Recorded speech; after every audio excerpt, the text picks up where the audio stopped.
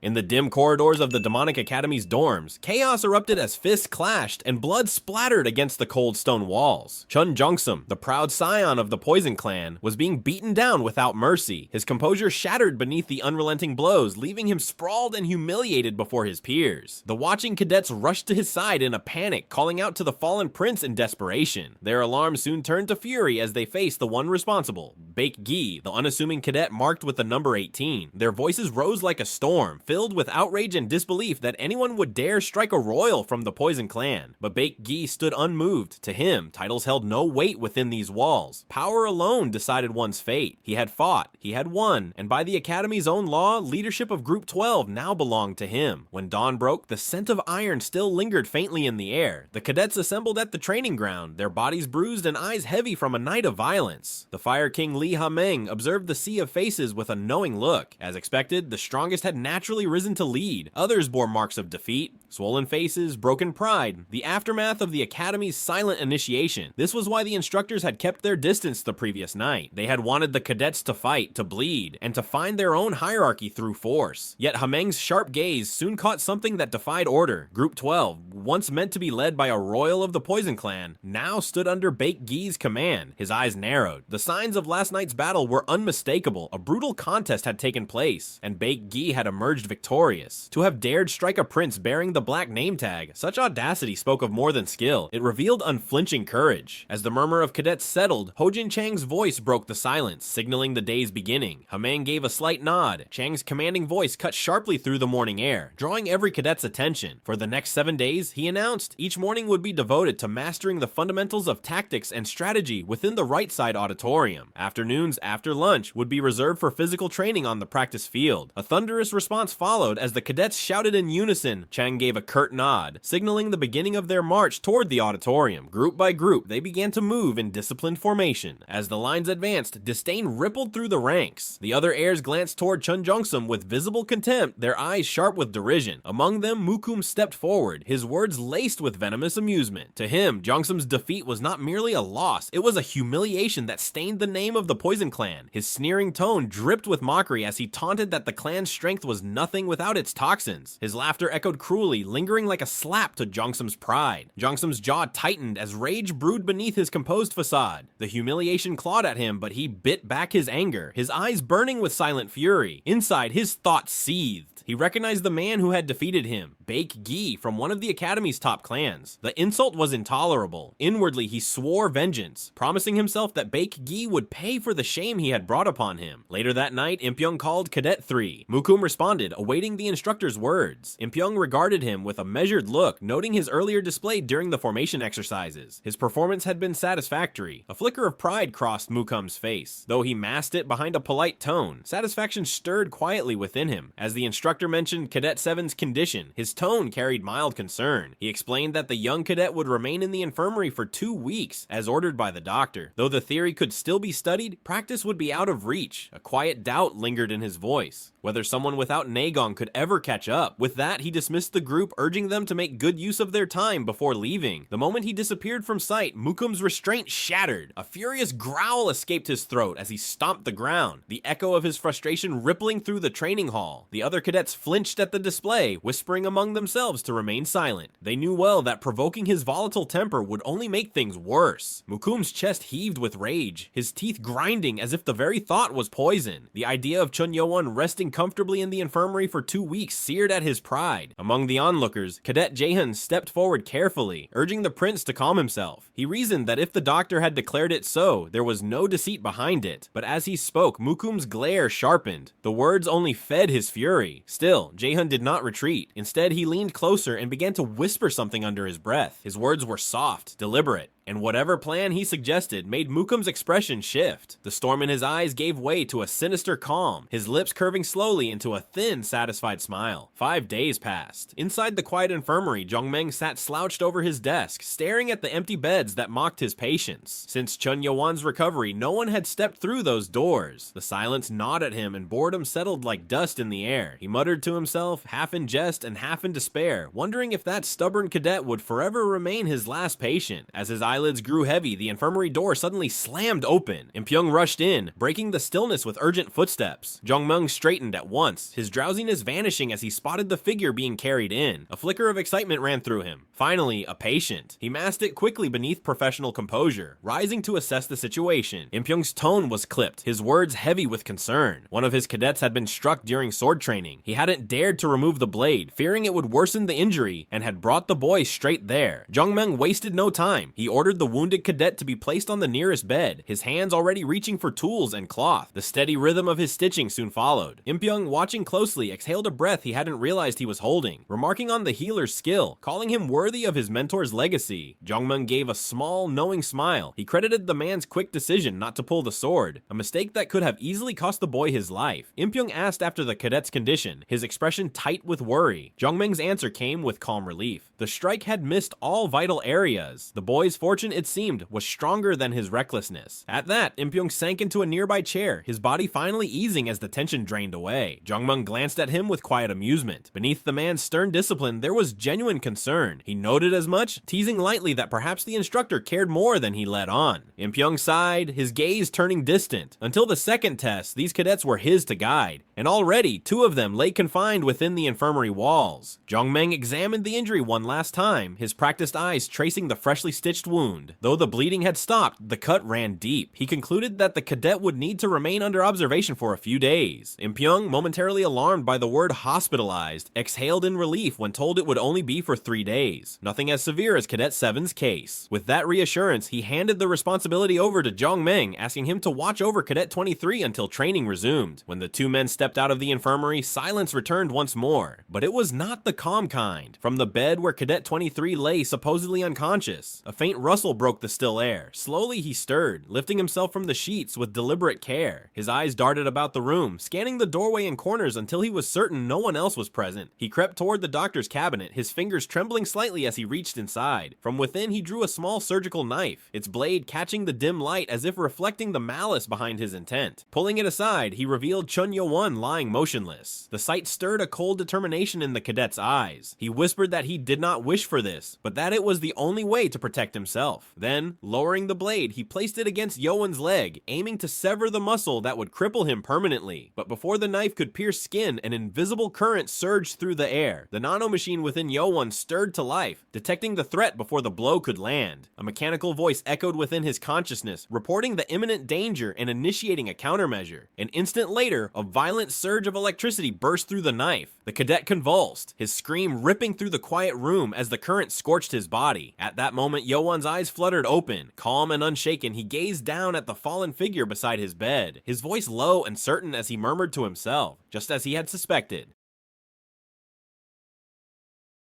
In the quiet of the infirmary, the night pressed heavily against the windows of the Demonic Academy's main building. Then, a low groan broke the silence. The 23rd cadet stirred, consciousness returning in fragments after the shock that had felled him earlier. As his eyes adjusted to the dim light, a cold realization struck him. His body would not move. Thick ropes bound him tightly to the bed, digging into his wrists and ankles. Panic clawed at his throat as he twisted and pulled, but the knots held firm. Fear crept up his spine as he muttered shakily, demanding to know who had done this to him. The answer came from behind the curtain. The fabric slid aside and Yeowun stepped into view. The cadet's breath caught as disbelief twisted across his face. He stammered in confusion, unable to understand how Yeowun could be standing there unscathed. Yeowun's gaze was cold, his tone laced with quiet mockery as he called him Baldy and reminded the cadet that it had been easy to tie him down while he lay unconscious. The cadet's mind raced, his thoughts spiraling in panic. None of it made sense. Yeowun had been gravely injured. He should not even be walking, and yet the man before him stood perfectly composed. But why was Yeowun calling him bald? Then Yeowun held up a small mirror, wordlessly turning it toward him. What the cadet saw froze him completely. His reflection stared back, stripped of pride, stripped of hair. His scalp gleamed under the faint light. Horror twisted his expression as his hand reflexively tried to reach for the absent strands. His voice cracked in disbelief, the realization hitting him harder than the pain itself. But his outburst was short-lived. Yeowun's fist came down swiftly, silencing the noise with a precise strike that sent him back into unconsciousness. Yeowun exhaled softly, remarking under his breath that the man was far too loud. Perhaps a rag would quiet him next time. He pulled out a chair and sat beside the bed, watching the subdued figure. When the cadet finally stirred once more, clarity dawned in his eyes. Yeowun questioned whether the man had finally calmed. The young man struggled against the gag, muffled sounds escaping his mouth, but Yeowun's eyes remained sharp, mocking him of his dire state. The cadet's heart pounded beneath the weight of that gaze. He had once mistaken Yeowun for someone naive, harmless even, back at the entrance ceremony, but now, bound and trembling, he saw the shadow of someone far more dangerous. Who exactly was this man? Without breaking eye contact, Yeowun raised a blade, its edge glinting faintly under the infirmary's dim light. His tone turned colder as he spoke of survival, of the countless attempts on his life, of assassins who had tried to poison or kill him. He had endured it all. The knife's edge met the cadet's throat, pressing just enough to draw a thin line of dread across his skin. Yeowun's expression barely changed as he leaned closer. He reminded the cadet of the pain of a stab wound, letting him imagine its burn, its finality. Fear seized the cadet's face. Yeowun's tone sharpened like the blade itself as he demanded the truth, the name of whoever had sent him. When he finally removed the gag, the cadet gasped for breath. For a moment, it seemed he might confess. But then, with a forced smirk, he hid his fear behind arrogance. His voice carried trembling defiance as he reminded Yeowun of the Academy's rules, how harming another student outside of training or duels was forbidden. Yeowun's expression hardened, his eyes sharp with cold amusement as he realized the cadet's defiance would not break easily. The young man before him spat back his courage, his body trembling but his pride unyielding. Yet behind that bravado, he laughed inwardly, mocking Yeowun in silence, believing this test of endurance would prove his strength. But Yeowun's faint smile carried something darker. With quiet resolve, he slipped the rag back into the cadet's mouth and moved toward the nearby cabinet. The metallic clatter of objects echoed as he searched, his gaze settling upon a set of long, thin needles gleaming under the faint light. He murmured to himself with a trace of dark amusement, recalling the lack of such tools in the place he once called home. Now, surrounded by them, his intent sharpened. The cadet's heartbeat quickened. Panic crept into his mind as realization dawned upon him. His thoughts spiraled. Needles! What is he going to do with those? When Yeowun grasped his wrist, the cadet instinctively clenched his fist, but it was futile. The cadet's mind screamed in disbelief. How can he be this strong? Why was he forcing his hand open? Without another word, Yeowun drove the first needle between the cadet's finger and nail. A muffled scream tore through the rag, his veins bulging, his entire body convulsing under the unbearable sting. He lifted another needle and pressed it into a second nail, drawing out another strangled cry that filled the dim room. The pain was blinding. The cadet writhed, his body trembling violently as tears streamed down his face. 2 needles felt like an eternity of torment. Yeowun, unmoved, regarded the suffering boy with detached calm. This was not interrogation, it was retribution. He reminded the cadet of his earlier words, declaring this act not as torture for confession, but as his own form of vengeance. The cadet's defiance shattered. His body quivered uncontrollably as he tried to form words, but the gag silenced him. The agony drowned all thought. One by one, Yeowun continued, driving the remaining needles beneath the nails until every finger on the left hand bore the mark of pain. By the time it ended, the cadet had already fainted twice. Yeowun stood up and dragged the chair to the right side of the bed. The 23rd cadet immediately realized what that meant and began to cry in fear. He struggled to speak, trying hard to spit out the rag from his mouth. Yeowun noticed the attempt and removed the rag. The cadet coughed heavily, his chest rising and falling as he gasped for air. Fear filled his mind. As he thought that anyone else would have gone insane from such pain, he decided to speak before things got worse. As he tried to form words, Yeowun spoke first, mentioning the name Cheon Yeowun. The cadet froze, his face showing clear shock at how Yeowun could have known. Yeowun continued, explaining that because of the lessons given daily by the instructor, arranged under Cheon Yeowun's persistence, he had learned in detail about the groups and their members. He said he had already suspected the truth, but wanted to confirm it from the cadet himself, calling him by his name, Hobum. Hobum swallowed hard. Realization and fear washed over him as he finally understood Yeowun's true nature. The cadet he once thought weak and harmless had known everything from the start, concealing his strength and awareness. The thought of what Yeowun might become once stronger filled Hobum with silent dread. Yeowun stated that he had gained sufficient information and decided to end the matter, saying he would rest. Hobum, uncertain and trembling, hesitated before responding. Fear filled him as he rushed to assure Yeowun that he would never reveal what had happened. His voice shook as he pleaded for forgiveness, promising silence and submission. His body bowed in obedience, but Yeowun only gave a faint grin and extended his hand toward him. Yeowun pressed pressed a finger against a blood point on Hobom's body. Almost immediately, Hobom's eyelids grew heavy, and his body went limp as he fell into unconsciousness. The technique required control over internal energy, something Hobom knew Yeowun was believed to lack. Realization struck him in that final moment. Yeowun had been deceiving everyone about his abilities. The 23rd cadet's first day in the medical room ended in silence, marked by exhaustion, fear, and a secret that only he would carry. A few hours later, Submeng entered the medical room as he did every day. This time, however, there was a spark of anticipation in his steps. His excitement stemmed from Yeowun's remarkable progress. He had successfully cultivated internal energy within his stomach just the previous day. Submeng stood astonished. The progress that usually required 2 or 3 weeks, or even a month for some, had been achieved in only 5 days. His earlier estimate of a week had already been surpassed. He reflected on the achievement with quiet admiration. In his mind, he acknowledged that Yeowun had exceeded all expectations. His original plan, to help Yeowun gain internal energy within 2 weeks before moving on to basic techniques and breathing methods, would now have to change. Yeowun greeted his teacher respectfully that morning. Submeng acknowledged the greeting and asked where the item had been placed. Yeowun replied that it was kept beneath his bed. At his teacher's instruction, he went to retrieve it. From beneath the bed, Yeowun drew out a small wooden chest. Inside lay the Black Dragon Ball, a creation of the Demonic Academy formed using rare medicinal herbs. It was a pill granted only to those who passed the first test. When properly absorbed, it granted internal energy equal to 20 years of cultivation. However, its effect diminished with any subsequent use, as the body developed resistance after the first dose. When Yeowun opened the chest, a strong, pungent scent of herbs spread through the room. The thick aroma lingered heavily in the air. Submeng examined the item closely, silently remarking to himself that its smell remained as unpleasant as ever. He assessed that if Yeowun consumed it properly, he would gain immense internal energy, enough to stand on his own without assistance. As his gaze shifted across the room, Submeng noticed a figure lying behind the curtains. Curious, he approached and pulled them aside. There, he saw a bald boy with linen bandages wrapped around his upper body. The boy remained motionless, deeply asleep under the effect of a blood point strike. Submeng questioned Yeowun, noticing the unconscious boy, and asked if he had interfered with the cadet's blood points. Yeowun explained calmly that the boy had attacked him after Dr. Jongmeng had left the room. Submeng was taken aback by the revelation and sought clarification. Yeowun continued, stating that ever since the previous day, the 6th day since their arrival at the academy, training had begun using real swords. He believed the cadet had deliberately injured himself with a real blade in order to approach him without suspicion. Submeng's expression hardened at the explanation. The thought of such an act taking place within the infirmary angered him. He knew that if discovered, such behavior could lead to immediate expulsion. The cadet's boldness suggested either recklessness or obedience to an order from someone with influence. Judging by Yeowun's composed reaction, Submeng suspected that Yeowun already knew who was behind it and asked for confirmation. Yeowun replied that it was the boy from the loyal clan who belonged to the same group as him. Submeng was momentarily startled, then let out a faint scoff. He acknowledged that the loyal clan was known for its arrogance and troublesome nature, and commented that Yeowun's situation must be difficult because of their involvement. Yeowun responded with quiet indifference, saying that he was accustomed to it. Submeng observed him silently and thought to himself that the calm way Yeowun spoke made the situation even more pitiful. He then reached toward the unconscious cadet and pressed his blood point again. Turning to Yeowun, he offered guidance, explaining that if internal energy equal to 1 year or less was used, the effect of the blood point technique would fade within a few hours, but for a lasting result, at least 10 years worth of internal energy was required. Yeowun listened attentively and acknowledged the advice with a brief nod, keeping the instruction firmly in mind. Submeng instructed Yeowun to begin consuming the Black Dragon Ball. Yeowun asked if it should simply be swallowed, but Submeng explained that it must be chewed first to ensure full absorption of its energy. Following the instruction, Yeowun placed the pill in his mouth and bit into it. A strong, bitter taste spread instantly, accompanied by a foul smell that made his stomach twist. The bitterness numbed his tongue and made him want to gag, but he forced himself to continue until the entire pill was chewed and swallowed. Submeng reminded him to begin using his breathing techniques once it was consumed. Yeowun acknowledged the command and sat cross-legged on the floor, focusing his posture for cultivation. Submeng moved behind him and placed both hands on Yeowun's back. He began channeling internal energy into Yeowun's body, helping to guide and stabilize the medicinal flow. As the essence of the Black Dragon Ball began spreading through his system, an unfamiliar voice echoed inside Yeowun's mind. Nano's voice informed him that a substance-aiding energy activity had entered his body and was reacting to his internal flow. It then asked whether he would allow the process to accelerate by promoting a faster energy cycle. Though Yeowun did not fully grasp the meaning, he understood that Nano intended to assist him and gave his consent. Immediately after, Nano announced that it was stimulating the body's metabolism. The Nano Machine within him activated rapidly, enhancing his internal processes and speeding up the absorption of the Black Dragon Ball's energy throughout his body. Submeng was taken aback by what he witnessed. Internally, he questioned how Yeowun's body could respond in such a way. The absorption was far beyond normal. His body was not only drawing in the medicinal energy, but amplifying it to a level unheard of. Normally, even a talented student could only absorb about 80% of the Black Dragon Ball's power, yet Yeowun seemed to be taking in every trace of it. What had begun as a cautious concern now turned into astonishment and relief. Determined not to let any of the energy go to waste, Submeng maintained his focus, guiding the internal flow with precision. Hours passed in complete silence. After nearly 2 hours of steady concentration, the process was complete. Submeng exhaled heavily, wiped the sweat from his forehead, and drank from a bottle to replenish himself. He then turned to Yeowun and asked how it felt to possess internal energy. With a satisfied tone, he commended Yeowun, telling him that he had successfully gained 1.5 times the expected amount of Naegong. Yeowun was left in disbelief. That meant the energy equivalent of 30 years of cultivation now resided within him. Submeng clarified that it was only an estimate, explaining that most students who absorbed the medicine alone would likely fail to take in even half of it. Yeowun expressed sincere gratitude, crediting his teacher for the success. Submeng simply laughed it off, saying that fortune had favored him. Within his mind, Yeowun directed his thoughts toward Nano, silently thanking it for the help. Nano responded with its usual calmness, stating that assisting him was its function and purpose. As dawn broke, sunlight began to stream through the window. Submeng noticed the time and rose from his seat. While preparing to leave, Yeowun called out to him, requesting to be taught the blade skill formation. Submeng paused, then nodded in approval. He agreed without hesitation, reminding Yeowun that his training time was limited and that he should be ready. It was a lesson Submeng had intended to begin soon, but hearing the request from Yeowun himself brought him quiet satisfaction. Later that day, Dr. Jungmyeon caught sight of the bald 23rd cadet and immediately burst into laughter. The sight of the boy's shaved head and bandaged scalp was enough to make him lose composure. The cadet clenched his fists tightly, holding back the anger that surged within him. He knew he could not afford to react, not after what had happened with Yeowun. Any act of defiance might draw unwanted attention or worse, provoke Yeowun's displeasure. Jungmyeon quickly realized his mistake and apologized while trying to suppress his laughter. He pulled the curtain around the bed to give the boy some privacy. From the cadet's expression and silence, he sensed that something unusual must have occurred overnight. However, as a doctor within the academy, he had learned not to question such matters. He let it pass without comment. Elsewhere, at the morning training ground, Chun Mukum appeared in high spirits. A bright smile spread across his face as he greeted the day. Thanks to Jaehoon's plan of sending the 23rd cadet to the infirmary, Mukum believed the situation with Yeowun had been taken care of. For the past 2 days, the 8th group had enjoyed quiet nights without any disturbance, and Mukum felt assured that his problem had been resolved. 2 days later, during dinner time after afternoon training, the 23rd cadet finally returned. His head was wrapped in small cloth bandages, and his expression was lifeless. When Mukum saw him, his face twisted in irritation. He had assumed the boy would have been expelled after failing his task. The cadet quickly explained that he had intended to injure the 7th cadet's tendons as ordered, but Yeowun's wounds had drawn the doctor's full attention. Jungmyeon had stayed by Yeowun's side all night, treating him without rest. Mukum's expression darkened further. The explanation sounded like a poor excuse. He demanded to know if the doctor never slept and accused the cadet of failure. The 23rd cadet stammered, trying to justify himself, saying that he had indeed moved according to Mukum's orders, but the doctor had awoken during the attempt. Before he could finish, Mukum's patience broke. His foot slammed into the cadet's stomach, sending him sprawling to the ground. He shouted in anger, furious that the task had been botched. Mukum continued to kick him repeatedly as the cadet curled up, unable to resist or speak. Finally, Jaehoon intervened, stepping forward to stop him. He told Mukum to hold back. When Mukum turned on him irritably, Jaehoon ignored his tone and instead questioned the cadet, asking for the doctor's name. The 23rd cadet, breathing heavily from the blows, answered weakly between gasps. The 23rd cadet,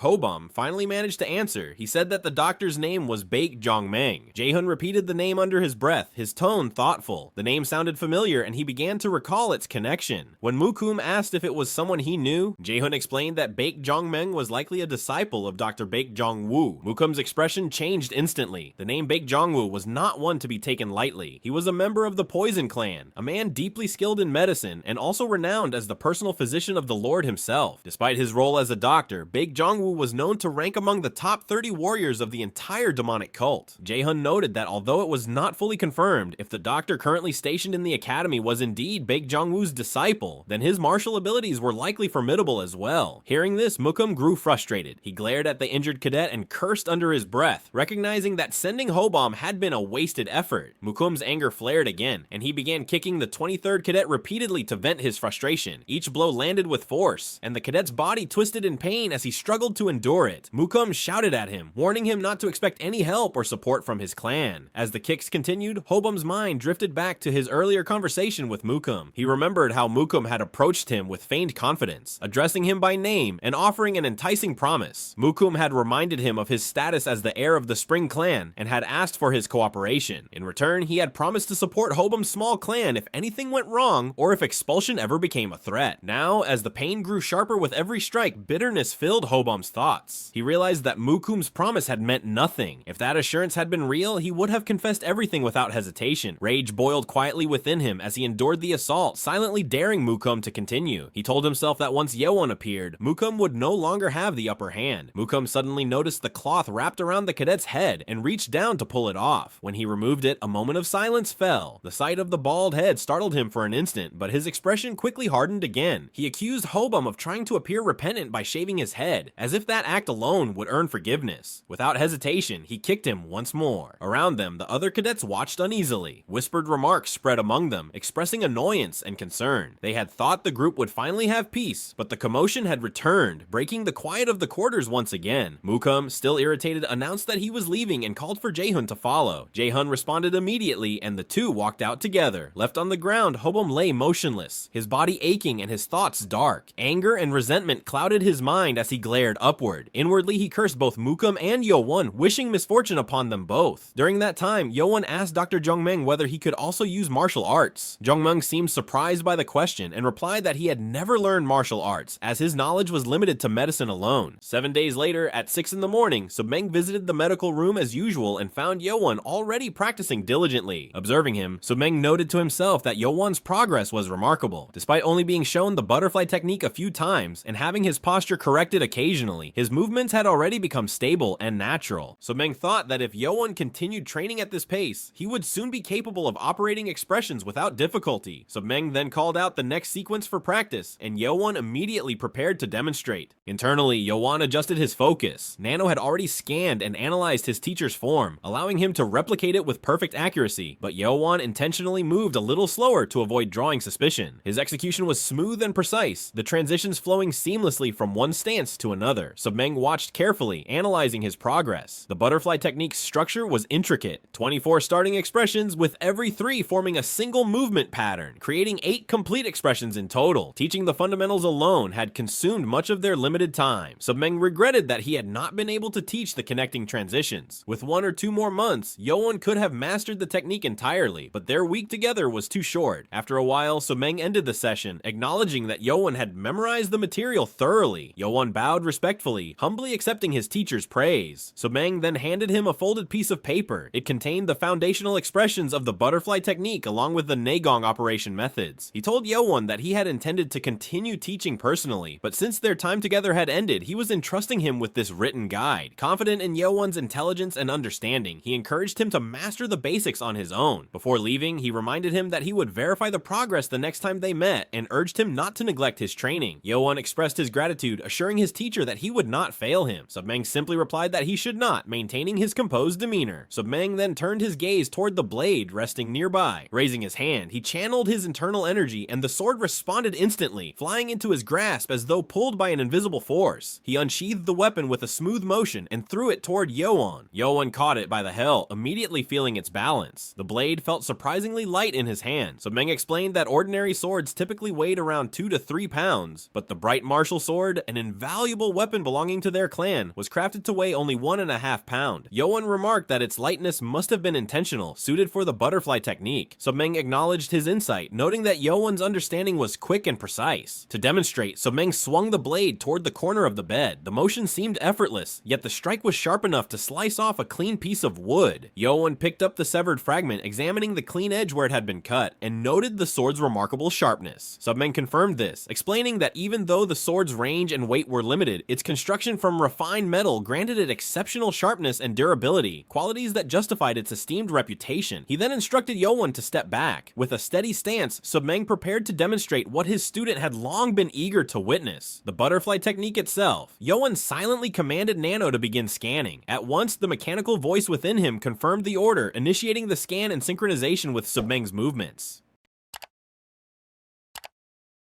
The sky gradually brightened as dawn approached, and a dense fog settled across the training grounds. Through the mist, a lone figure could be seen sprinting swiftly across the open field, using a refined movement technique. It was Submeng, the Crazy Blade. Having leapt out from the medical room in the main building, he was now departing the premises at great speed. From the roof above, two figures observed his departure: Left Guardian Lee Hameng and Great Guardian Markham. Hameng remarked that the Right Guardian was finally leaving, referring to him with thinly veiled disdain. Markham commended him for allowing Submeng to go without interference. Hameng responded that he had only followed Markham's orders, adding that he was relieved not to see Submeng roaming the halls any longer. He muttered that he would have to assign guards once more to patrol the second floor hallways, as the rest period for them was clearly over. Markham turned to leave, but Hameng called out to him, questioning why the Great Guardian had taken such an interest in the Seventh Prince. Markham paused briefly before replying that it was simply for the sake of fairness. Hameng shook his head lightly, finding the reasoning curious. He remarked that Markham seemed to believe all candidates deserved an equal chance. Markham only cautioned him not to question the will behind his actions before disappearing in an instant, leaving no trace behind. Hameng brushed the dust from his shoulder and sighed. He acknowledged Markham's speed and skill, thinking that as expected of one known as the Wind God, he could vanish at any moment if he wished. Watching the empty roof where Markham had stood, Hameng muttered to himself, wondering whether 2 weeks would truly be enough to restore fairness within the academy. As the morning session began, Yeowun remained in bed instead of being awake as usual. Dr. Jungmeng entered the room and noticed the unusual sight. He found it odd, as Yeowun was always up and active by the time he arrived. He wondered what could have caused the boy to sleep in, but then concluded that it was his final day to rest peacefully. Once Yeowun returned to the group, his days would be filled with relentless training, hardship, and exhaustion. Believing it was best for him to get as much rest as possible, Jungmeng let him be. However, contrary to the doctor's assumption, Yeowun's body was undergoing an intense internal transformation. Inside him, Nano was executing a complete reconstruction process. The system reported that muscle fiber alteration for simulating the dancing butterfly technique had reached 80% completion, while blood vessel alteration stood at 75%. The estimated time for total completion was 1 hour. An hour later, Jungmeng, seated at his desk, had dozed off from the quiet atmosphere. Suddenly, a loud groan startled him awake. He turned toward the sound to find Yeowun awake and vomiting violently onto the floor. Alarmed, Jungmeng rushed to him and asked if he was all right, his tone filled with concern. He supported Yeowun and gently patted his back, urging him to let it out. After helping him settle, he guided Yeowun back into bed. Once Yeowun drifted off to sleep again, Jungmeng checked his pulse, and his eyes widened in shock. The rhythm was fast and strong, far too intense for someone who had been sleeping moments ago. It resembled the pulse of a person who had just finished heavy physical training. He could not make sense of it. Moments later, Yeowun's breathing steadied and his pulse returned to normal. His expression softened as he fell into a peaceful sleep once more. Jungmeng remained by his side, puzzled and uneasy. He could not comprehend what had just occurred or how Yeowun's body had gone through such drastic strain without any visible cause. Internally, he was baffled. Nothing in his medical training, nor anything taught by physician Bake, could explain such a recovery. With a sigh, he decided to let the matter go, reasoning that since it was nearly lunchtime, he might as well let Yeowun rest and eat something himself. About an hour later, shortly before lunch ended, Yeowun slowly opened his eyes. He rose from his bed, excitement filling his expression, and clenched his fists. The power flowing through his body was far beyond what it had been just hours earlier. He could clearly sense how much his strength and control had evolved. Yeowun thought about his teacher, Submeng, realizing now how much discipline and refinement his master's training had required. The difference between an untrained body and one molded through years of martial cultivation was unmistakable. A faint smile appeared on his face as he imagined Submeng's reaction. If the man learned that Yeowun had reached this state within a few hours, he would likely be too stunned to believe it. Yeowun then recalled Submeng's movements from their last session. Even without holding a sword, Submeng's hand had mimicked one perfectly, slicing through the air with incredible sharpness. The motion alone had created a blast of wind powerful enough to shake Yeowun's stance. Inwardly, he realized with awe that Submeng had not even used internal energy for that display. The power came purely from the precision of form and speed. He immediately asked Nano whether the demonstration had been recorded. Nano confirmed that the entire sequence had been scanned and stored. Yeowun then recalled Submeng's words during their final lesson. His teacher had sheathed his blade after the demonstration and told Yeowun that it was unfortunate their time had ended so soon. He had still intended to teach him about codified fighting forms, but expressed confidence that Yeowun's talent would allow him to master the dancing butterfly technique on his own through observation. Yeowun had bowed deeply in gratitude, thanking his teacher for all that he had learned. Submeng had reminded him to continue training without hesitation, and to remain steadfast once he returned to the academy, warning that the challenges ahead would be severe. Yeowun had silently vowed to uphold those words, determined never to give up no matter how difficult the path became. As Submeng departed, Yeowun stood quietly quietly, watching his teacher disappear from sight. A faint thought crossed his mind. At least there was one person within the academy who was truly on his side. The feeling brought him a rare sense of reassurance. He silently promised himself that he would not let his teacher down. Turning inward, he called out to Nano and asked whether the analysis of Submeng's movements had been completed. Nano confirmed that the scan was finished and reported that, based on the data, it would take approximately 6 hours to alter Yeowun's muscle fibers and blood vessels to reach the same level as the scan target, Submeng. The duration surprised Yeowun. 6 hours felt longer than he expected, but he accepted it without question. Later, after the internal reconstruction was complete, his body began to move instinctively. His arm sliced through the air with speed and precision, his hand cutting a clean path just as Submeng's had. Yeowun realized with astonishment that his speed now matched his teacher's. He had only performed the first codified form of the dancing butterfly technique, yet it was identical in rhythm and execution. Excitement surged through him as he prepared to transition into the second formation, but the faint sound of footsteps echoed down the corridor. He immediately halted his movement. Without realizing it, his senses had heightened along with his physical strength. The subtle noise had reached him clearly from a distance. Lowering his stance, he glanced at his palm and muttered softly that he was prepared. The door opened and Dr. Jongmeng stepped in. He looked surprised to see Yeowun standing in the middle of the room and asked when he had awakened. Startled, Yeowun felt slightly embarrassed and explained that he had simply been preparing to return to the academy. After composing himself, he put on his martial arts uniform and attached the tag marked with the red number 7. Jongmeng let out a light sigh, remarking that the room would feel empty without him. Despite his expectation of tending to numerous patients, the infirmary had remained quiet during Yeowun's stay. Yeowun smiled faintly and told him that the peace would not last long, assuring the doctor that he would soon have plenty of patients to look after once training resumed. Jongmeng smiled faintly and replied that he hoped Yeowun was right, though he quickly corrected himself, saying it was actually better if the academy continued to have no patients at all. Yeowun thanked him sincerely for taking care of him throughout his stay. Jongmeng responded that it had been his duty and wished him good fortune, reminding him that things would only become more difficult from that point onward. After Yeowun left the infirmary, Jongmeng leaned back in his chair, muttering to himself that he now had nothing left to do and might as well take a nap. Outside the door, Yeowun paused for a moment. He thought to himself that if Dr. Jongmeng had not turned a blind eye to Submeng's secret lessons, his time in the infirmary would have been far more difficult. He silently expressed his gratitude, promising that he would not forget the doctor's quiet kindness. With a faint smile, he recalled Jongmeng's earlier wish for more patience, and mused that he would likely get them soon enough. Later that afternoon, at the Great Drill Hall of the Demonic Academy, the cadets assembled for group formation training. The large grounds buzzed with energy as students gathered in their respective groups, preparing for practice. Among them, all members of the 8th group turned their attention in one direction as a familiar figure approached. Chun Mukum's lips twisted into a cold smile when he saw who it was. Yeowun had finally returned after 2 weeks. Instructor Impyong stepped forward, acknowledging Yeowun's presence with calm professionalism. He greeted him and asked about his recovery. Yeowun bowed respectfully and replied that he was completely healed. Impyong nodded in approval, pleased by the response. He reminded Yeowun that the group had only covered theoretical lessons during his absence, and asked if he still remembered his position within the formation. Yeowun bowed again, confirming that he did. Satisfied, Impyong handed him a sword and shield, instructing him to take his place among the formation lines to resume training with the rest of the cadets. Mukum scowled as Yeowun approached, his voice rising in mockery. He began to insult him, calling him a coward and preparing to continue, but Yeowun paid him no attention. Without even glancing his way, Yeowun ran straight past him toward his position in formation. Mukum stood frozen, momentarily taken aback. Something about Yeowun's demeanor felt different. There was no trace of hesitation or fear in his expression. Yeowun, however, kept his thoughts to himself. It was not yet time to retaliate. Instructor Impyong's voice broke the tension as he raised his hand and signaled the start of training. He ordered everyone to maintain distance, warning that any further accidents would lead to expulsion from the academy. The cadets responded loudly in unison, affirming his command, and the session began. Impyong waved the flag, and the groups dispersed across the field, running into their designated formations. From his position, Impyong watched carefully. He noted that while Mukum was proud and ruthless, he managed his group with discipline and authority, qualities fitting of someone from a powerful clan and a candidate for minor priesthood. His concern, however, rested on Yeowun. He had deliberately placed him in a position that required minimal movement, hoping to reduce the chance of error. Yet, as his gaze drifted to Yeowun's section, Impyong's expression changed slightly. Yeowun was moving seamlessly within formation. His timing, coordination, and stance were far better than expected. It appeared as though he had carefully studied his group members' rhythm and adjusted himself perfectly to match their flow. Instructor Impyong shouted across the training field, his voice firm and commanding. He ordered the cadets to hold their shields steady, maintain their formation, and keep their stances locked in place. He praised their progress, but warned them not to move until he gave the next command. 15 minutes passed as the students held their positions. the tension of the exercise weighing on their bodies. Impyung's tone hardened immediately as he demanded to know who had moved without permission. His voice carried across the field as he reminded them that such lack of discipline would never allow them to defeat the other groups in the upcoming second examination. He urged them to stay focused and alert. As his eyes swept over the students, Impyung's attention lingered on Yeowun. He found himself puzzled. Many of the cadets before him had been training continuously for weeks, yet Yeowun, who had only just returned from the infirmary, was performing flawlessly among them. His posture, timing, and balance showed no trace of weakness. It was as though he had never missed a single day of training. Impyung silently noted that he would need to observe Yeowun more closely. Raising the flag once again, Impyung signaled the next command. The students quickly shifted their positions as he called for a half-moon formation to surround the enemy. He instructed them to advance in half steps, then in larger steps. The cadets followed perfectly, their movement synchronized, closing in without breaking formation. Yeowun remained at the front, his gaze steady and body unwavering. Despite the intense drills, he showed no sign of fatigue. Watching him, Mukum's frustration grew. He cursed inwardly, enraged that Yeowun continued to perform without a single mistake. He could not bear the thought of someone from a lesser lineage outshining him. Through telepathy, Mukum reached out to Jaehun and instructed him to nod if he could hear him. Jaehun responded with a slight movement of his head. Mukum then gave a second order, telling him to act during the third formation. Jaehun smiled faintly and nodded again, understanding the unspoken command. After some time, Impyung raised the blue flag to begin the third formation. It was the most difficult sequence, requiring cadets to lock their shields together and thrust their swords through the narrow openings to form a tight defensive wall. Yeowun observed the arrangement calmly. To him, the sequence felt natural. Internally, he realized that Nano had already implanted a perfect visual simulation of the formation into his mind, allowing his body to move with ease. Yeowun stood positioned in the center of the shield formation, maintaining his stance with focus and composure. Behind him was Jaehun, whose task was to thrust his sword forward through the gaps between the shields. Jaehun's eyes narrowed with malice as he smirked to himself. He stared at Yeowun's back, a cruel thought forming in his mind. Channeling internal energy into his leg, he prepared to deliver a powerful concealed kick meant to trip and humiliate Yeowun. In his mind, he mocked him, believing that lowborns were meant to crawl rather than stand beside nobles. To avoid alerting the instructor, Jaehun made no sound. He quietly placed his foot against Yeowun's lower back, pressing down in preparation. Yeowun sensed the pressure immediately and turned his head slightly. His gaze shifted downward, then up, meeting Jaehun's eyes. The sudden eye contact sent a chill down Jaehun's spine. Panic briefly overtook him. For a moment, he thought Yeowun had already anticipated his move. His expression twisted with frustration and anger, and he decided to strike with full force, channeling all of his internal energy into the kick. But the moment his foot connected, a shockwave erupted. A barrier of energy formed around Yeowun's lower back, repelling the attack entirely. The force rebounded, launching Jaehun backward as though he had been struck by his own power. A sharp cry escaped him as his body flew through the air and crashed onto the ground. He rolled across the dirt before coming to a stop, dazed and unable to comprehend what had just happened. Mukum turned his head sharply, his eyes widening in disbelief. The scene before him made no sense. Jaehun had clearly been the one attacking, yet he was the one who had suffered the recoil. Lying flat on the ground, Jaehun's mind raced in confusion. He questioned how Yeowun could have possibly countered his attack. The idea that Yeowun's internal energy might be stronger than his own seemed impossible. Yet the pain in his leg and the impact on his body told him otherwise. As he struggled to move, a shadow fell over him. Looking up, Jaehun saw instructor Impyung standing above him, frowning in irritation. Recognizing the instructor's face, Jaehun's body stiffened. He tried to stand, but a sharp surge of pain shot through his foot, forcing him back down. Impyung glared at him, clearly displeased. Yeowun glanced over his shoulder, a faint smirk forming at the corner of his lips. The satisfaction in his eyes was clear. Jaehun, still on the ground, felt his anger boil over. Rage filled his mind as he glared up at Yeowun, furious that someone of lower status dared to mock him even with a single look. Before he could speak, Instructor Impyung's sharp voice cut through the tension. He scolded Jaehun sternly, warning him to fix his expression and pull himself together. Jaehun tried to protest in desperation, insisting that it had been Yeowun's fault, fumbling for an excuse about Yeowun's position during the formation. Impyung's expression darkened at the absurd claim. The instructor drew his wooden club without hesitation and struck Jaehun hard in the stomach, sending him doubling over in pain. His tone was filled with controlled fury as he reprimanded him, demanding to know what was wrong with him. Impyung reminded him that he had also been responsible for stabbing the 23rd cadet from behind during a previous incident. As punishment, Impyung declared that Jaehun would lose all free time for the next 3 days and would undergo additional training with him until bedtime. When Jaehun opened his mouth again, attempting to explain himself, Impyung silenced him with a cold glare that made him freeze. His voice turned low and threatening as he asked whether Jaehun intended to offer yet another excuse. Terrified, Jaehun immediately straightened himself and shouted the academy's formal acknowledgement, "Motto," admitting his fault without further protest. Around them, whispers rippled through the cadets. Many mocked him under their breath, calling him a fool for trying to curry favor with Mukum by doing his dirty work. They said it was only fitting that his scheming had backfired so publicly. From among the students, the faint sound of teeth grinding broke the murmurs. Chun Mukum's jaw was clenched tightly, his eyes burning with anger. From the rooftop, Fire King Lee Ha-meng watched the training and noted Yeowon's unexpectedly potent internal power. He acknowledged Yeowon's connection to Sub-meng, the right guardian and royal bodyguard, but still found the display puzzling. The bald cadet should have gained at least 30 years worth of Nagong from the demonic dragon marble, yet Yeowon's power appeared to rival or even exceed that. Ha-meng considered the possibility that Yeowon's body was uniquely suited to absorb the marble's energy, or that his mixed bloodline still carried formidable strength. He recognized the brewing tension between young masters in the same group and anticipated that the contest for the minor priesthood would grow more interesting. When afternoon practice ended, all the students crowded into the large cafeteria for dinner. Yeowon welcomed the change from 2 weeks of plain rice soup and recognized with pleasure the soy sauce chicken before him. He savored the taste and allowed himself a private moment of satisfaction. At the same time, he noticed Mukum's hostile glare and resolved not to be swayed. Memories of helplessness at his mother's death fueled his determination. He felt no intention of forgiving Mukum or the other six sects and vowed quietly that the balance would shift and that he would be the one to trample those who had looked down on him. Instructor Impyung dismissed everyone after dinner, excusing all but Jaehun. Jaehun lingered with a frown and then followed Impyung back toward the dormitory building. Yeowon scoffed quietly as he watched Jaehun being led away, then turned his attention toward his own quarters. He recalled the group's room placement. Group 8 occupied room 8 on the first floor and noted it easily in his mind. Just as he was about to enter, a familiar, grating voice stopped him. Chun Mukum stood behind him with his arms crossed, wearing a smug expression. Yeowon turned slowly, already expecting this encounter. Internally, he felt no surprise. Mukum had a habit of asserting dominance wherever he went, always surrounded by his followers. To Yeowon, it was nothing more than another act of arrogance. Their presence soon drew attention. Students from nearby rooms began to gather in the hallway, whispering among themselves as they realized what was happening. A confrontation between the rumored 7th Prince and Chun Mukum of the loyal clan. Among the crowd, young Master Wonryu of the musician sect happened to pass by. Her gaze lingered briefly on the standoff, curiosity flickering in her eyes. Mukum, noticing the attention, found satisfaction in the opportunity. He intended to use this moment to humiliate Yeowon in front of everyone. He stepped closer, his tone dripping with disdain. He mocked Yeowon's heritage, sneering that someone of lowly birth must have enjoyed hiding in the infirmary rather than facing real challenges. Yeowon, unfazed, met his glare steadily. His voice remained calm and composed as he asked if Mukum was insulting his holiness by speaking that way. The words caught Mukum off guard. Confusion crossed his face as he stammered in response. Yeowon continued, explaining that by calling his bloodline lowly, Mukum was indirectly insulting the patriarch himself, the one whose blood ran through him. The color drained slightly from Mukum's face as murmurs rippled through the crowd. Every student present was loyal to the Lord, and Yeowon's pointed remark had turned their attention sharply toward Mukum. The tension thickened as quiet whispers spread, questioning whether Mukum's insult had indeed crossed the line. Mukum clenched his teeth, his expression twisting as he struggled to recover. He tried to speak, insisting that his words had been misunderstood, but the murmurs around him only grew louder. Inside, his fury boiled. This confrontation was meant to humiliate Yeowon before everyone, yet somehow the tables had turned, and now he was the one being scorned. From a short distance, Chun Won-ryu of the musician sect let out a sharp scoff, muttering that the loyal clan was full of fools. Nearby, Chun Kung-won of the sword clan stopped briefly to observe the scene, shaking his head in silent disapproval. Overwhelmed by frustration, Mukum grabbed Yeowon by the collar, his voice rising with anger as he threatened to tear him apart for his insolence. But before he could finish the sentence, Yeowon's body moved in a blur. Bam! Yeowon's fist drove straight into Mukum's face, the force sending him reeling backward as blood burst from his nose. With a smug grin, Yeowon remarked that Mukum's voice was a bit faint, probably buried under the sound of that hit. Mukum roared with rage, screaming at Yeowon and calling him a filthy vermin. His fury ignited as he unleashed the loyal demon fist formation. He struck out in blind rage, but before the blow could land, Yeowon's figure vanished like a wisp of smoke. Gasps rippled through the gathered cadets as they tried to follow his movements. They realized Yeowon had used an advanced agility technique. None of them could comprehend how someone like him, someone supposedly untrained, could move with such speed. Mukum shouted furiously, ordering his subordinates to chase after him. At his command, several cadets from the loyal clan sprinted after Yeowon, who was already heading toward the forest behind the dormitory building. Mukum fumed as he chased after Yeowon through the trees, furious that the boy had struck him first and then fled. He resolved to make Yeowon pay for the humiliation. The pursuers strained to keep up, but Yeowon kept a steady distance that suggested he might be drawing them deeper into the woods. One of the cadets wondered if they were being being lured. The thought passed through the group as they matched Yeowun's pace. Mukum barked orders, losing patience with his men and deciding to pursue Yeowun himself. He wiped the blood from his nose and surged ahead, determined to catch the boy and break him. Anger fueled him as he imagined crushing Yeowun until nothing remained of him. Yeowun halted and turned when Mukum closed the gap. He deliberately kept his distance and then revealed, with a controlled movement, that he had led Mukum into the clearing. Yeowun's body coiled and then sprung forward. His palm struck with focused force. Mukum met the blow with both fists, managing to block, but the impact pushed him back 2 steps. He staggered, shocked by the power behind the strike and by the level of skill Yeowun displayed. He struggled to reconcile what he had seen. A defensive 7-star technique had still been overwhelmed, and the speed Yeowun had shown earlier now made sense as part of a larger skill set. Inside, Mukum realized his assessment had been wrong. Yeowun watched Mukum's confusion with a satisfied grin, sensing that his opponent was losing composure exactly as he had planned. Mukum's followers arrived just as the fight reached its peak. Yeowun moved first. His body twisted sharply, and with fluid precision he unleashed the second formation of the butterfly blade dance. But Mukum reacted instantly. With a sharp movement, he dodged the attack entirely. Yeowun's eyes widened in brief surprise. He had expected that strike to end the fight. Before he could recover, Mukum lunged forward. His fist glowed faintly with focused energy as he struck Yeowun's chest using the third formation of the Loyal Demon Fist. The blow landed squarely, forcing a painful grunt from Yeowun. He bent backward just in time to evade the follow-up strike, but Mukum pressed on relentlessly. Driving his elbow upward, Mukum slammed it into Yeowun's right shoulder. Yeowun raised his arm to block, but the impact was too powerful. The force sent him staggering backward, his feet scraping across the dirt as he regained balance. Inwardly, Yeowun acknowledged the difference between them. His internal energy was still not enough to match Mukum's. Even before entering the academy, Mukum had possessed greater strength, and after consuming the demonic dragon marble, his power had only grown. Still, Yeowun steadied himself. He could not back down. He reminded himself that as long as he kept the momentum, he could deny Mukum any opportunity to strike back. Gathering his energy, Yeowun launched forward again. His movements became swift and unpredictable, his hands cutting through the air with such speed that they left behind shimmering traces resembling butterfly wings. Each motion flowed into the next. His strikes aimed directly at Mukum's right shoulder. The spectators gasped in disbelief. Several cadets whispered among themselves, stunned that Yeowun had produced a shadow image, a technique reserved for highly advanced practitioners. Mukum's eyes widened for an instant, but he quickly regained composure. He stepped aside with calculated precision, narrowly avoiding Yeowun's strike, and retaliated with a sudden upward kick. His heel connected squarely with Yeowun's head. The impact was brutal. Yeowun's body was lifted off the ground and thrown several feet back before crashing down heavily. Dust rose around him as he slid to a stop. Mukum stepped forward, his expression filled with contempt as he looked down at Yeowun. He acknowledged that Yeowun might have mastered the codified forms of combat, but mocked him for lacking the practical skill to counter real attacks. Yeowun pushed himself up, still reeling from the blow. His thoughts raced. He had expected Mukum to rely solely on punches, but that sudden kick had completely caught him off guard. Mukum continued his taunt, his voice dripping with arrogance. He admitted that Yeowun's use of an advanced technique had startled him, but claimed it was obvious that the movements were learned hastily. He sneered, saying that Yeowun was nothing more than an imitator who had no true understanding of his limits. Yeowun steadied his trembling arms as he stood, realizing that Mukum had seen through him. The fight had exposed the truth. His forms were flawless in structure, but they lacked the natural flow of experience. He silently acknowledged that he had underestimated Mukum and that real battle experience created a gap far greater than he had imagined. Mukum clenched his fist, declaring that he would find out later how Yeowun had managed to learn such techniques. For now, he intended to crush him completely. He charged forward, his body lowering into a stance. It was the 5th codified fighting form of the Loyal Clan's Fist of Stealth, Crouching Tiger Barrage. Yeowun's mind raced frantically as Mukum closed the distance. He searched for a response, a way to block or evade the oncoming assault. Before he could decide, Nano's voice resonated in his mind. Nano detected imminent danger from a hostile source. It activated an augmented reality overlay within Yeowun's vision and engaged battle tutorial mode to guide his defense. A faint shimmer of light flickered in Yeowun's eyes as the system synchronized with his perception. Time seemed to slow. Mukum's fist shot forward, fast as lightning, cutting through the air just past Yeowun's chin. Instinct took over. Yeowun's body shifted to the side, his movement smooth and controlled, his form gliding past the attack like a shadow. Without hesitation, he countered. Bam! His left fist arced upward in a clean motion and struck directly beneath Mukum's chin. The impact resounded sharply. Blood sprayed as Mukum's head snapped back, and a raw cry escaped him. He stumbled, reeling from the unexpected force of the strike. Yeowun stood frozen for a moment, staring at his own hand in disbelief. His heart pounded, his mind struggling to process what had happened. Inside, he thought in shock. What he had just done wasn't part of any technique he had learned.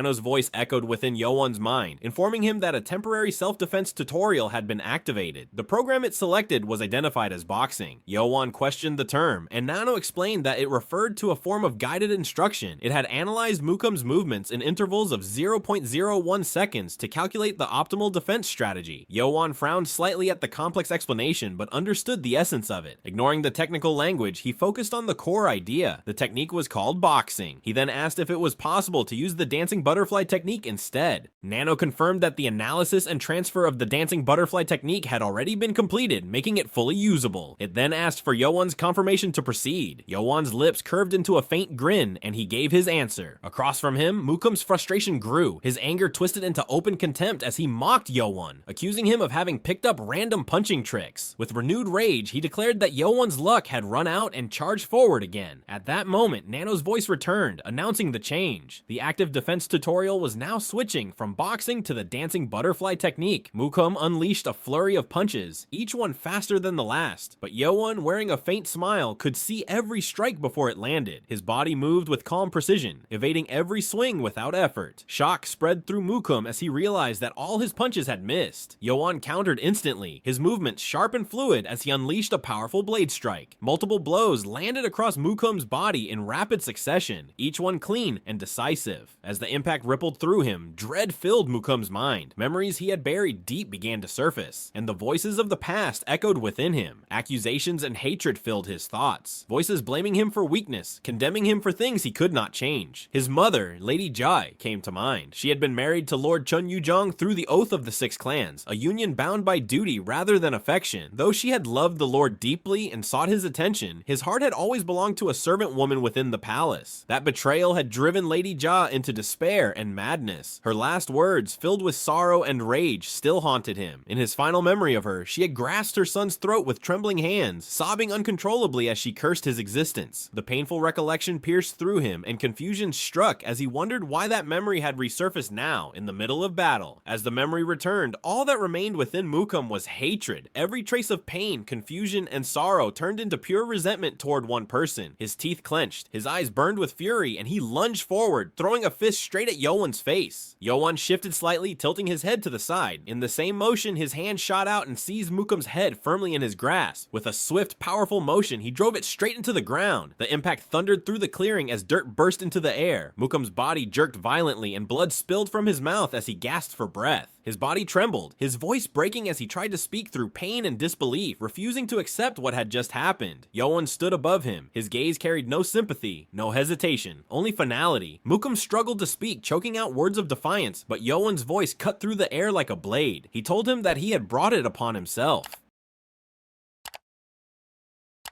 Mukum's defeat left the surrounding students frozen in disbelief. The boy who, only 2 weeks earlier, had possessed no internal energy now stood victorious, displaying martial skill that far surpassed their own. Yeowun turned toward them with a sharp glare. The students instinctively recoiled, shaking their heads when confronted, unwilling to challenge him. He ordered them to take Mukum away, and though fear lingered from what they had witnessed, they obeyed immediately. Despite Mukum's loss, none dared oppose the authority of the loyal clan. As Yeowun watched them drag Mukum away, a thought crossed his mind. If he were to build his own following, would others someday fear him in the same way? Mukum, still dazed, shouted angrily for his subordinates to release him, insisting he could walk on his own. They hesitated, addressing him as prince, but he snapped at them to stop and not make him repeat himself. Turning to Yeowun, his voice was filled with bitterness. He demanded to know why Yeowun had spared him, why he hadn't finished the fight completely. Yeowun's tone remained calm as he told him that if it weren't for their need to cooperate in the upcoming second examination, Mukum's head would already have been split in two. Mukum spat in anger, cursing him and calling his words nothing but a pathetic excuse. Yeowun's eyes narrowed as he warned him to keep talking and find out what would happen next. Mukum shouted back, trying to provoke him further, but Yeowun dismissed him coldly, remarking that he could barely stand. As Mukum began another insult, Yeowun turned away, cutting him off mid-sentence. Without another word, his figure disappeared from sight, swift as the wind. Mukum remained standing in silence, his teeth clenched in frustration as he cursed under his breath. Meanwhile, on his way back, Yeowun's expression showed no sign of satisfaction. The victory had been too close for comfort. Inwardly, he admitted that without Nano's intervention, he would have lost. His advantage in learning martial arts quickly was undeniable, yet he understood that no amount of memorization could replace real combat experience. He reflected on his training, the codified fighting forms of the dancing butterfly technique, the flawless postures, and the sharp execution. Even with perfect mastery of movement, he knew he still stood far below Submang's level. To reach true strength, he needed not only more experience, but far greater internal power. But there was no time for comfort. The other 6 sects would undoubtedly target him while he trained. He needed to be ready to use everything he had at his disposal with complete efficiency. Calling out to Nano, he began to assess his current state. Nano responded instantly. When asked how much of its capability had been used, it reported that only 3% of the Nano Machine's functions had been accessed so far. Yeowun froze for a moment in surprise. 3%. That was all he had been utilizing. Nano elaborated, explaining that out of 100 portions of its full potential, only 3 had been used. No user in history, it added, had ever exceeded 30% of total functionality. Hearing that, Yeowun's mind steadied. If there was still so much untapped power, then the path ahead was wider than he had imagined. He ordered Nano to explain its complete range of possible uses in detail. Nano complied. It informed him that it would begin transferring the user manual of the Generation 7 Nano Machine directly into his brain. Yeowun confirmed his consent, and the process began. Nano informed Yeowun that, in addition to the user manual, it would transfer a registry of technical terms to help him comprehend the data more effectively. Yeowun realized it referred to the unfamiliar words Nano often used and confirmed the request. Nano acknowledged the command and began the transfer of the Generation 7 Nano Machine's full user manual, along with the registry of technical terms directly into Yeowun's brain. The process took time. Waves of data streamed through his mind, and though the volume of information was immense, Yeowun endured it steadily. When the transfer completed, there was no pain, only slight dizziness that soon faded. As his thoughts cleared, Yeowun began sorting through the information now embedded within him. The range of Nano's capabilities was astonishing, far beyond anything he had imagined. Among its features, several functions stood out, each designed to compensate for his lack of combat experience. One of them was a repeated simulation ability that could reproduce battles within augmented reality. He confirmed the concept internally, realizing that he could now simulate fighting opponents virtually to strengthen his skills. Nano then explained that to activate the simulation system, motion analysis data of the opponent was required. Yeowun immediately asked if it could be done using the data collected from his earlier fight with Mukum. Nano responded that while the current analysis was incomplete, it could still create a basic avatar of Mukum using the recorded battle patterns. Yeowun accepted the limitation, noting it was unfortunate that more precise information wasn't yet available, but he decided to proceed regardless. He turned away from the main path and made his way to a secluded area where no one would interrupt him. With free time remaining before nightfall, he prepared to begin his first training session using Nano's simulation system. Nano activated the augmented reality and created an avatar for the battle simulation. Yeowun watched in astonishment as the projection formed before him. Nano informed him that the avatar's actions required adjustment and prompted him to choose an impact percentage for the avatar's attacks. Yeowun asked about the meaning of impact percentage and learned that it determined how much force the avatar's strikes would deal. Selecting 100% would recreate the real fight's impact exactly. He chose 100%. Nano confirmed the simulation activation at full impact. The avatar of Chun Mukum materialized, wearing a smug expression and hurling a verbal taunt. Yeowun noted that the simulation even reproduced Mukum's nasty attitude. He considered the consequence. Because of the upcoming examination, he had not been able to finish Mukum in reality, but here, within the simulation, he could act freely. Yeowun launched forward, striking first, and the avatar of Mukum immediately countered with the same attacks he had faced during their real battle. Remembering how he had avoided them before with Nano's guidance, Yeowun stepped aside smoothly and moved in to deliver a butterfly blade dance strike. But just as his hand cut through the air, the avatar twisted unnaturally, dodging with the same unpredictability that Mukum once had. A sharp kick followed, landing squarely in Yeowun's stomach. Pain exploded through his body as he fell to the ground, clutching his abdomen. The sensation was shockingly real. Gasping, he muttered in disbelief at how vivid the pain felt. Nano responded immediately, explaining that the nano machines inside his body had recreated the exact pain and impact data from the earlier fight to replicate realism in the simulation. It then asked if he wanted to lower the impact percentage. Yeowun refused flatly and ordered to continue. The avatar taunted him again, gesturing with its fingers and calling him out. Yeowun clenched his teeth in anger. Despite knowing it was only a virtual projection, the familiar mockery ignited his frustration. He lunged forward once more, channeling his anger into a